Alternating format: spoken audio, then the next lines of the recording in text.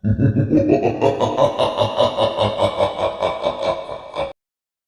कभी वो रात और वो मंजर याद आता है तो मेरा दिल दहल उठता है। आखिर वो क्या था?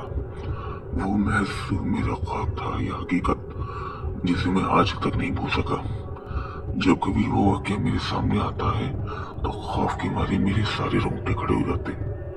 उस रात की सारी घटना मेरी आंखों के सामने एक फिल्म की भांति चलने लगती है। भयानक और अंधेरी रात, ऊपर से सुनसान इलाका, बड़ा सा उजाड़ कमरा, फिर कंडक्टर की लाश का यूं मिलना। न जाने उस रात क्या होने वाला था, लेकिन हम उस रात सच में बच गए। अगर वो ना होता तो शायद हम भी उस कंडक्टर के साथ अपनी जान से हाथ धो बैठते। लगभग 20 साल पहले की बात है। मैंने अपने परिवार के साथ जयपुर घूमने का प्लान बनाया। बेटा बहुत दिनों से जिद कर रहा था कि पापा मुझे राजस्थान घूमने के लिए ले चलेंगे। सो मैं उसकी बात मानकर उसे जयपुर घुमाने को राजी हो गया। मैं, मेरी पत्नी रीमा और बेटा सैयद घर से जयपुर के लिए रवाना हो गए।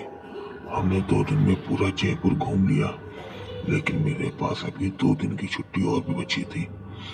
तो मैंने सोचा क्यों ना अजमेर शरीफ भी हो आते हैं।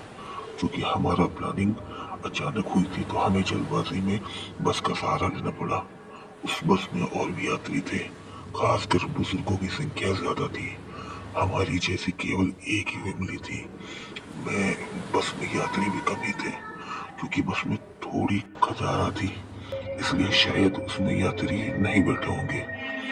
करीब रात के 8 बजे बस अपने ठिकाने की ओर रवाना हो चली। हम तीनों अपनी सीटों पर टेक लगाकर बैठ गए। संयम तो सो गया, लेकिन मुझे और रीमा को बीच बीच में हल्की सी झपकी आ जाती। एक तो वीरान और अनजानी जगह, ऊपर से खचाड़ बस में मुझे अनकंफर्टेबल लग रहा था। ड्राइवर को भी शायद बहुत जल्दी थी अपने ठिकाने तक पहुंचने की, इसलिए वो बस को तेज रफ्तार में भगाए चला जा रहा था। अंदर से डर भी लग रहा था कि कहीं वो बस को ठोक न दे, क्योंकि अंधेरा करना था, साथ में सुनसान सड़क के किनारे जिन पर न कोई घर दिख रहा था और सड़क पर इक्का दुक्का वाहन ही दिखाई दे रहे थे। कुछ बुजुर्गों ने ड्राइवर को टोका भी कि बस की रफ्तार जरा धीमी करो।